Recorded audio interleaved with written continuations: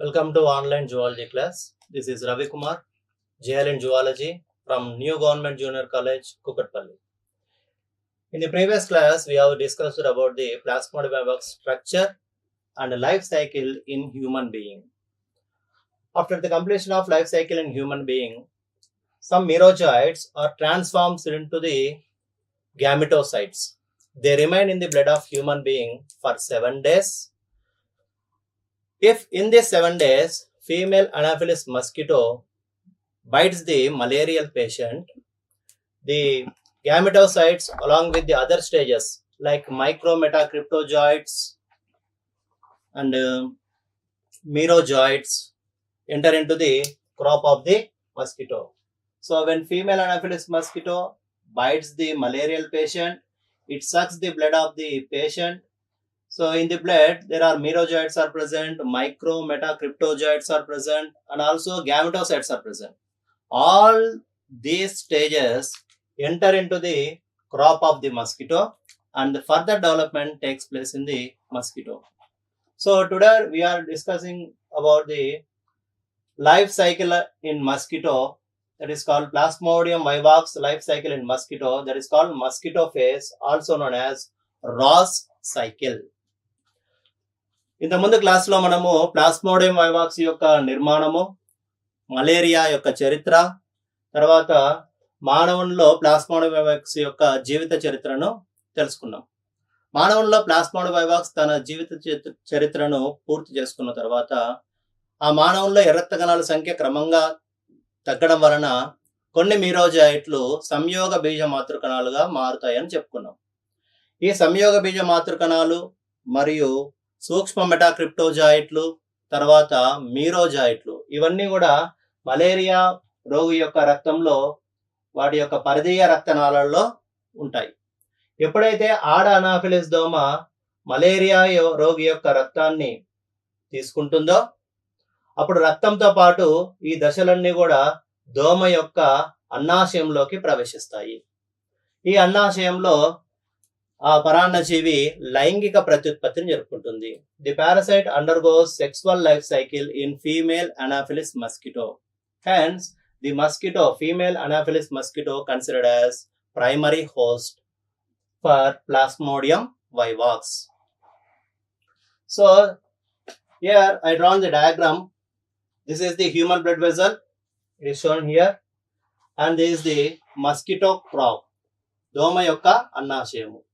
So ఈ blood వెసల్ని, ఈ క్రాప్ని, అన్నాశయంని కలిపి ఇక్కడ డయాగ్రామ్ వేయడం జరిగింది. మానవుని రక్తంలో నుంచి సంయోగ బీజ మాతృకలు ఇతర దశలు అన్నాశయంలోకి ప్రవేశించినప్పటికీ ఎంజైమ్ల ప్రభావం వలన ఇతర దశలన్నీ కూడా చనిపోతాయి. కేవలము సంయోగ బీజ మాతృకణాలు మాత్రమే జీవించగలుగుతాయి. దోమ యొక్క రక్తం యొక్క pH, దాని యొక్క ఉష్ణోగ్రత, ఇవి అభివృద్ధి చెందడానికి అనుకూలంగా ఉంటుంది.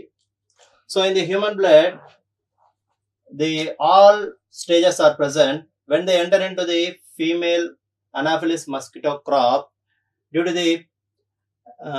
to the effect of enzymes, all other stages except gametocytes, all other stages will be destroyed. Only the gametocytes will develop in the crop of the mosquito. The temperature of the mosquito and the pH of the blood suitable for the development of these gametocytes.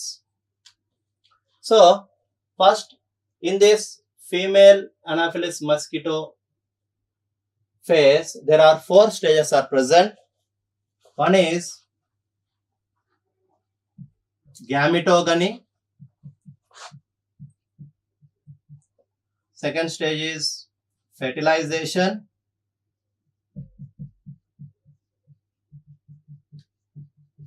Third stage is formation of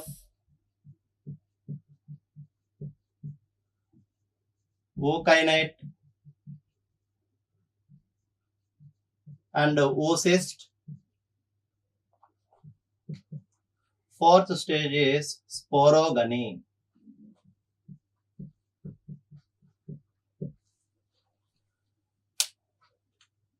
plasmodium vivax దోమ యొక్క జీవిత చరిత్రలో plasmodium vivax దోమలో 4 దశలను కలిగి ఉంటుంది. అవి ఒకటి బీజకణోత్పత్తి, రెండవది ఫలదీకరణము, మూడవది గమన సంయుక్త బీజము లేదా ఓసిస్ట్ ఏర్పడము, 4వ దశ sporogony. First we will see one by one. Gametogeny. Formation of male and female gamete from gametocytes is called gametogeny. సంయోగ బీజ మాతృకణాల నుంచి సంయోగ బీజాలు ఏర్పడే ప్రక్రియను మనము బీజకణోత్పత్తి అని అంటాము.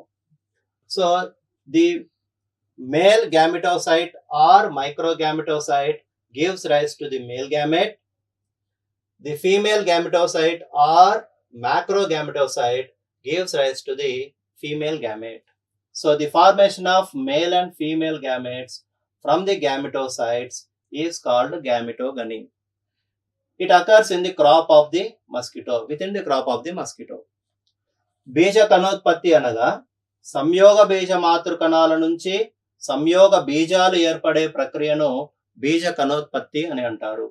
ఈ బీజకణోత్పత్తి అనేది దోమ యొక్క అన్నాశయం కుహరం లోపల జరుగుతుంది. This is the inside of the crop and this is the out side of the crop. లోపల వైపు సంయోగ బీజకణోత్పత్తి జరుగుతుంది. First we will see the formation of male gamete. This is the male gametocyte.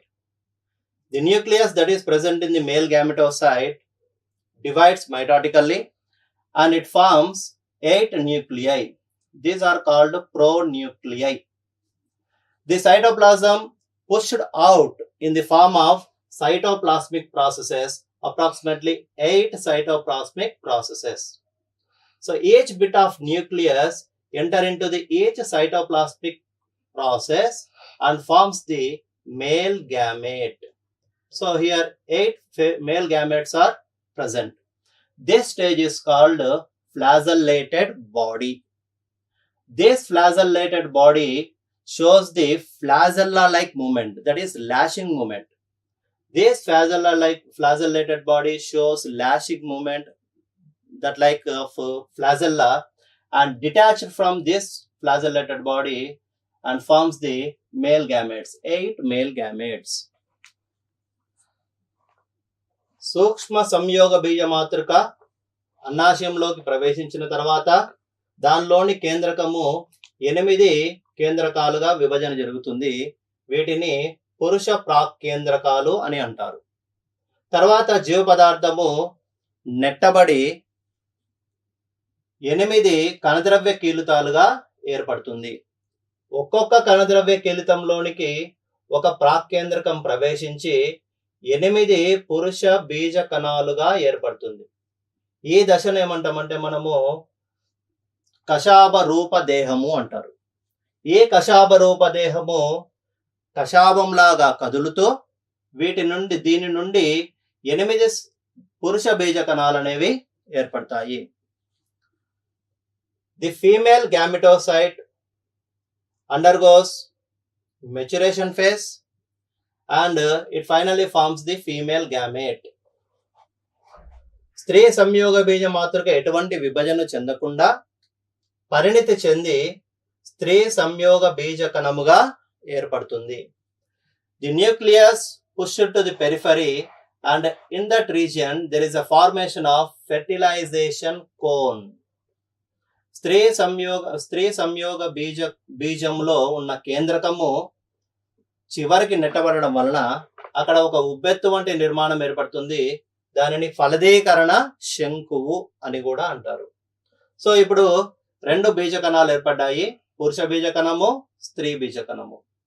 Now there are formation of male gamete and female gamete process is complete. That is first stage is complete. That is called gametogeny. After gametogeny, there is a fertilization process takes place. The male gamete is very active. When it meets the fertilization cone of female gamete, it enters into the female gamete. The pronucleus of the male gamete and the pronucleus of the female gamete fuses together along with the cytoplasm and this process is called fertilization. పురుష బీజ కణము అనేది చాలా చురుకుగా ఉంటుంది.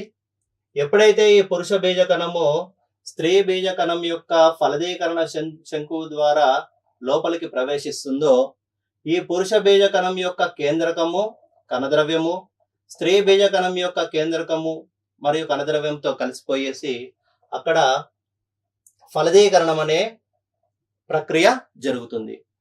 పురుష బీజ కణము మరియు స్త్రీ బీజ కణము కలయికను మనం ఫలదీకరణం అంటారు. Fusion of male gamete and female gamete is called fertilisation. Fertilisation results in the formation of zygote. ఫలదీకరణం వలన సంయుక్త బీజము అనే నిర్మాణము ఏర్పడుతుంది. So when the two pronucleus fuses together, it results in the formation of synkaryon. This is called synkaryon. The nucleus is called synkaryon. The female gamete which consists of synkaryon is now called as zygote. ఫలదీకరణ ఫలితంగా సంయుక్త బీజం ఏర్పడుతుంది. సంయుక్త బీజంలో ఉన్న కేంద్రకాన్ని సంయుక్త కేంద్రకము లేదా సిన్కారియాన్ అని అంటారు. ఇది కొంతకాలం విశ్రాంతి తీసుకుంటుంది. It takes rest for some time. Within 18 to 24 hours.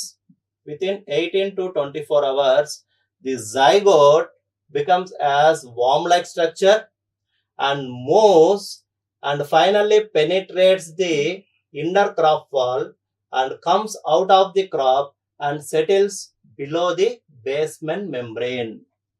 18 నుండి 24 గంటల సమయంలో ఈ సంయుక్త బీజము క్రిమి రూపంలోకి మారి అది అండాశయం లోపల వైపు గోడలను తొలుచుకొని అది బయటికి వస్తుంది. అండాశయం బయటకు వచ్చి అక్కడ స్థిరపడుతుంది. అక్కడ స్థిరపడిన తర్వాత అది దాని చుట్టూ ఒక పలుచటి కోశాన్ని ఏర్పరచుకుంటుంది. So the encysted zygote now is called oocyst. The moving zygote is called ookinete. సంయుక్త బీజము 18 నుండి 24 గంటల సమయంలో క్రిమి రూపంలోకి మారి గమనం చేస్తుంది. గమనం చేస్తున్న సంయుక్త బీజంని గమన సంయుక్త బీజం లేదా ఊకైనెట్ అంటారు. ఇది దోమ యొక్క అన్నాశయాన్ని తొలుచుకొని దోమ యొక్క అన్నాశయం నుంచి బయటికి వచ్చి అక్కడ ఆధార త్వచం కింద స్థిరపడుతుంది. ఇది దాని చుట్టూ ఒక పలుచటి కోశాన్ని ఏర్పరచుకుంటుంది. పలుచటి కోశాన్ని ఏర్పరచుకున్న సంయుక్త బీజాన్ని oocyst అని అంటారు. According to Bano was a scientist. According to Bono, the nucleus that is present in the oocyst undergoes first meiotic division and later it undergoes many mitotic divisions, resulting in the formation of numerous nuclei. Bano అనే శాస్త్రవేత్త ప్రకారము పరాన్నజీవిలోని కేంద్రకము మొదట క్షయకరణ విభజన, తర్వాత అనేక సమవిభజనలు జరిగి అనేక పిల్ల కేంద్రకాలను ఏర్పరుస్తుంది. This is followed by the cytoplasmic division. దీనిని అనుసరించి కణద్రవ్య విభజన కూడా జరుగుతుంది. ఈ విధంగా ఏర్పడిన నిర్మాణాలను స్పోరోబ్లాస్ట్ అంటారు. Now the stages are called sporoblast. Later, the sporoblasts are transformed into sickle-shaped infective stages that is called sporozoites. Formation of sporozoites from oocyst is called sporogony. oocyst దశ నుంచి స్పోరోజాయిట్లు ఏర్పడే క్రమాన్ని స్పోరోగనీ అని అంటారు. దాదాపు ఈ స్పోరోజాయిట్లు 10,000 వరకు ఏర్పడతాయి. తర్వాత ఈ స్పోరోసిస్ట్ అనేది పగిలిపోవడం వలన దానిలో ఉన్న 10,000 వరకు స్పోరోజాయిట్లు దోమ యొక్క రక్త కుహరంలోకి ప్రవేశించి చివరికి దోమ యొక్క లాలజల గ్రంథుల్లోనికి చేరుతాయి. The sporozoites are about 10,000 in the sporocyst. When the sporocyst is burst, approximately 10,000 sporozoites are released into the hemocoel of mosquito. Finally, they reach the salivary glands of that mosquito. This is the sporocyst. and these are the salivary glands of mosquito. When the sporocyst is burst, it releases the approximately 10,000 sporozoites and they enter into the hemocoel. The body cavity of the mosquito is called hemocoel. These sporozoites finally reach the salivary glands of that mosquito. Now the mosquito is ready to infect the infective stages, that is called sporozoites, to a healthy person. ఎప్పుడైతే స్పోరోజాయిట్లు అనేవి దోమ యొక్క లాలజ గ్రంథులకు చేరుతాయో ఇప్పుడు ఆ దోమ ఒక కొత్త మానవునిలోనికి ఆ స్పోరోజాయిట్ అనే దశలను ప్రవేశపెడుతుంది. అప్పుడు మానవుల్లో అవి మళ్ళీ అలైంగిక ప్రత్యుత్పత్తి ద్వారా తమ సంతానాన్ని పెంచుకుంటాయి. దోమలో జరిగే ఈ జీవిత చక్రాన్ని రాస్ సైకిల్ అని కూడా అంటారు. ఎందుకంటే మొట్టమొదటిసారిగా దోమ యొక్క అన్నాశయం మీద ఊసిస్ట్లను గుర్తించాడు. అందువలన ఇతరుని ఈ చక్రాన్ని రాస్ చక్రం అని కూడా అని పిలుస్తారు. Okay, now let's see the pathogenicity of Plasmodium vivax. Plasmodium vivax causes benign tertian malaria in human beings. Benign tertian malaria means the fever which is less harmful and it occurs on every third day. Hence it is called benign tertian malaria. And this malaria is a characteristic of bouts of fever. So the bouts of fever is in 3 stages. One is cold stage, second one is hot stage, third stage is sweating stage. So in each and every bouts of fever, there are 3 stages are present. That is cold stage 1, hot stage and sweating stage. In cold stage, the patient will get shivering, chills and headache, and also giddiness occurs in that patient. In the hot stage, the body temperature gradually increases and the breathing is also gradually increases and there is a rapid pulse rate occurs. When the body temperature gradually decreases, the patient will get sweating. That stage is called sweating stage. In some chronic malaria patients, the anemia and splenomegaly, these 2 symptoms are also be seen. Anemia means the number of RBC decreases in that person. When the number of RBC decreases, that condition is known as anemia. When there is a swelling in the spleen due to the entry of numerous number of RBC, destroyed RBC into the spleen becomes enlarged in structure. That condition is known as splenomegaly. These 2 conditions appears in chronic malaria. Plasmodium vivax వల్ల వచ్చే వ్యాధిని మనం గమనించినట్లయితే plasmodium vivax మానవుల్లో benign టెర్షియన్ malaria అనే వ్యాధిని కలుగజేస్తుంది. Malaria అనగా జ్వరము, బినైన్ అంటే హానిరహితమైన, టెర్షియన్ అంటే ప్రతి 3 రోజులకు ఒకసారి వచ్చే జ్వరం అని అర్థం. సో బినైన్ టెర్షియన్ మలేరియా, ఈ బినైన్ టెర్షియన్ మలేరియా ఆ వ్యక్తికి తెరలుగా వస్తుంది. బౌట్స్ ఆఫ్ ఫీవర్ అని అంటాము, తెరలుగా రావడాన్ని. ఈ ప్రతి ఒక్క బౌట్స్ ఆఫ్ ఫీవర్ లో 3 దశలు ఉంటాయి. దానిలో ఒకటి చలి దశ, రెండవది వేడి దశ, మూడవది స్వేదన దశ. ఈ చలి దశలో ఆ వ్యక్తికి చలి, వణకడము, తర్వాత తల తిరగడం వంటి లక్షణాలు మరియు తలనొప్పి వంటి లక్షణాలు కలుగుతాయి. ఈ దశ తర్వాత ఆ వ్యక్తికి శరీరంలో ఉష్ణోగ్రత క్రమంగా పెరుగుతూ దాదాపు ఉష్ణోగ్రత బాగా పెరిగి అతని యొక్క శ్వాసక్రియ రేటు కూడా పెరుగుతుంది. తర్వాత అతని యొక్క పల్స్ రేటు కూడా విపరీతంగా పెరుగుతుంది. ఈ దశను ఏమంటామంటే మనం వేడి దశ అని కూడా అంటాము. క్రమంగా ఈ వేడి దశ తగ్గుతూ ఉండడం వలన ఆ వ్యక్తికి స్వేదనము అంటే చెమట పట్టడం జరుగుతుంది. అప్పటికి పూర్తిగా జ్వరము తగ్గిపోతుంది. ఆ దశను స్వెటింగ్ స్టేజ్ లేదా స్వేదన దశ అని అంటారు. కొన్ని మలేరియా యొక్క తీవ్రతరమైన మలేరియాలో అంటే మ్యాలిగ్నెంట్ మలేరియా అంటాం.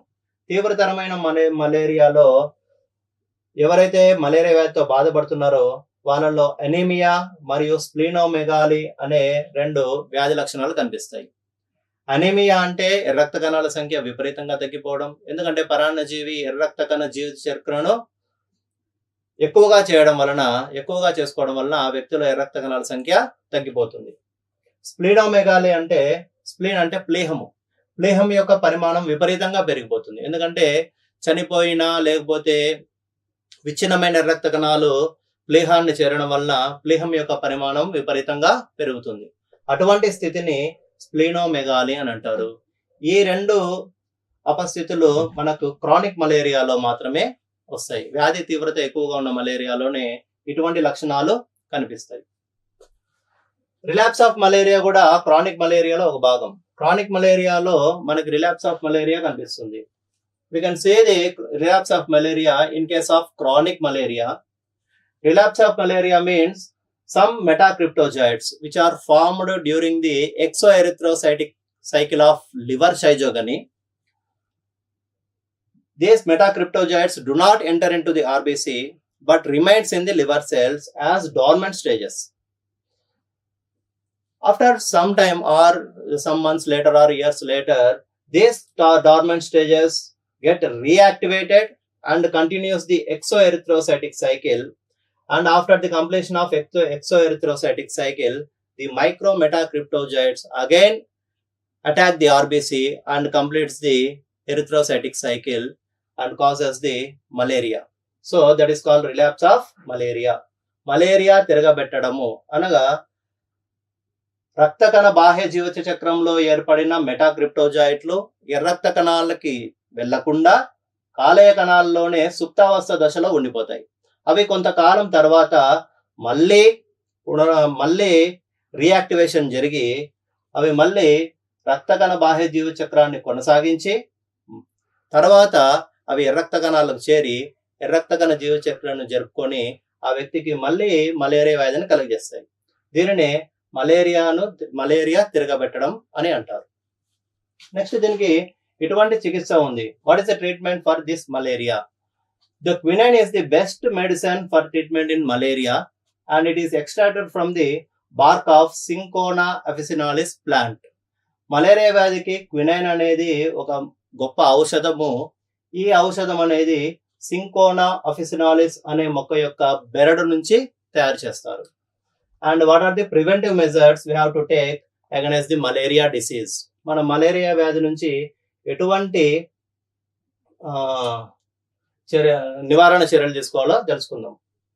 So there are some larvivorous fishes that is called Gambusia and insectivorous plants that is called Uticularia. These must be introduced in the places where mosquito lays the eggs, like stagnant water, pools and ponds. And we have to spray the benzene hexachloride BHC or DTT in the areas where the mosquito breeds, that is ponds and stagnant water. And pyrethrum and kerosene also used to spray in such places to prevent the development of larva. And we can avoid the mosquito bite by using the mosquito nets and mosquito repellents. So దీనికి చికిత్సలో మనం చూస్తే larva దశలను తినే చేపలు ఉంటాయి and కొన్ని రకాలైన మొక్కలు కూడా ఇటువంటి లార్వాలని ఆహారంగా తీసుకుంటాయి. గంబోజియా అనే ఒక చేప, యూట్రికులేరియా అనే ఒక మొక్కలు మనము దోమ ఎక్కడైతే నివసిస్తుందో అటువంటి నీళ్ళల్లో వీటిని ప్రవేశపెట్టినట్లయితే అవి దోమ లార్వాలన్నీ కూడా తొలగిస్తాయి. తర్వాత నిల్వ ఉన్న నీటిలో మనము బెంజిన్ హెక్సాక్లోరైడ్ డిటిటిని చల్లినట్లయితే అవి దోమ లార్వాలు నశించడానికి కారణమవుతాయి. కిరోసిన్ మరియు పైరిథ్రిన్ అనే రసాయనాన్ని కూడా చల్లడం ద్వారా మనము దోమ లార్వాలను చంపేయవచ్చు. నెక్స్ట్ మన దోమకాటు నుంచి రక్షణ కోసము దోమ తెరలను తర్వాత మస్కిటో రిపెలెంట్స్ వాడడం ద్వారా దోమకాటు నుంచి రక్షణ పొందవచ్చును. ఇప్పటి వరకు మనము ప్లాస్మోడియం వైవాక్స్ యొక్క జీవిత చరిత్రను ఆడ అనాఫిలిస్ దోమలో తెలుసుకున్నాం. So up to now we have discussed about the life cycle of Plasmodium vivax in female Anopheles mosquito. Plasmodium vivax is a digenetic parasite. The primary host is female Anopheles mosquito and the secondary host is man. And the reservoir host is monkey. So whenever the female Anopheles mosquito infected with the parasite, when bites the healthy person, the Plasmodium vivax stages, that is called sporozoites, enter into the human blood. Within half an hour, they enter into the liver and completes the 2 cycles. After that, they reaches the RBC and completes the erythrocytic cycle. So in the erythrocytic cycle, some stages of merozoites transforms into gametocytes, and the gametocytes enter into the female Anopheles mosquito, and in the crop they undergo sexual reproduction. In the sexual reproduction, there are 4 stages are present, that is gametogamy, fertilization, formation of oocyst and ookinete, and also sporogamy. After the last stage, there is a formation of sporozoites, and that sporozoites reach the salivary glands of mosquito, and the mosquito is ready to infect these parasites to the healthy person. ఇప్పటి వరకు మనము plasmodium vivax యొక్క జీవ చరిత్రను దోమలు తెలుసుకున్నాము. Plasmodium vivax అనేది ద్వంద్వాతిదేయ పరాన్నజీవి. దీనికి ప్రాథమిక అతిదేయి ఆడ అనాఫిలిస్ దోమ, ద్వితీయ అతిదేయి మానవుడు. ఎప్పుడైతే ఆడ అనాఫిలిస్ దోమ ఆరోగ్యవంతమైన మానవుని కుడుతుందో, స్పోరోజాయిడ్ దశలు మానవుని రక్తంలోకి ప్రవేశించి తర్వాత కాలేయానికి చేరి 2 చక్రాలను పూర్తి చేసుకుంటుంది. తర్వాత ఎర్రక్త కణాలకు వెళ్లి రక్త కణాల చరిత్రలో కొన్ని మీరోజాయిట్లు అనే దశలు సంయోగ బీజ మాతృకణాలుగా మారి దోమకాటు ద్వారా దోమ అన్నాశయంలోకి ప్రవేశిస్తాయి. దోమ అన్నాశయంలో అవి లైంగిక ప్రత్యుత్పత్తిని జరుపుకుంటాయి. ఈ దశలో ఈ లైంగిక ప్రత్యుత్పత్తిలో చివరగా ఏర్పడే దశల్ని స్పోరోజాయిట్లు అంటారు. ఇవి మానవునికి సంక్రమించే దశలు. This is the brief explanation about the Plasmodium vivax, both human being and female Anopheles mosquito. Thank you.